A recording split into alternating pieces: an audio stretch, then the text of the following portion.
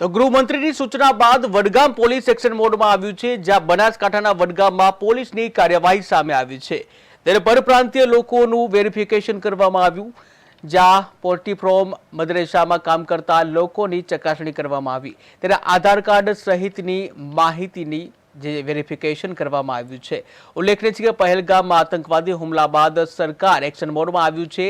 ઠેર ઠેર પરપ્રાંતીયોનું વેરિફિકેશન કરવામાં આવી રહ્યું છે, ત્યારે પોલીસ વધુ એક્શન મોડમાં આવી છે। વડગામ પોલીસ એક્શન મોડમાં આવી છે, ત્યારે બનાસકાંઠાના વડગામમાં પોલીસ દ્વારા કાર્યવાહી કરવામાં આવી છે। પરપ્રાંતીય લોકોનું વેરિફિકેશન કરવામાં આવી રહ્યું છે। ત્યારે પોલ્ટ્રી ફાર્મ મદરેસામાં પણ જે વેરિફિકેશન કરવામાં આવ્યું છે, આધાર કાર્ડ સહિતની માહિતીનું વેરિફિકેશન કરવામાં આવી રહ્યું છે। એસપી સાહેબના આદેશ અનુસાર છેલ્લા 3 દિવસથી વડગામ પોલીસ સ્ટેશન વિસ્તારમાં આવેલ પોલ્ટ્રી ફાર્મ જેવા કે મરઘા ફાર્મ, બકરા ફાર્મ, કોલ્ડ સ્ટોરેજો, આશરે લગભગ 15 કોલ્ડ સ્ટોરેજો આવેલા છે આપણી જોડે।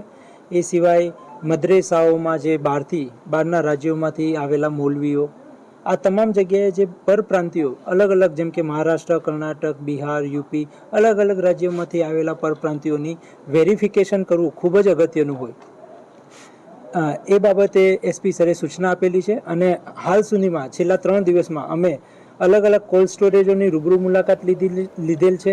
ત્યાં હાજર લેબરોનું એક ડેટાબેઝ તૈયાર કરવામાં આવેલો છે। એ સિવાય મરઘા ફાર્મના ઓનરો ને બોલાવીને મીટિંગ લઈને એમના જેટલા પણ લેબર છે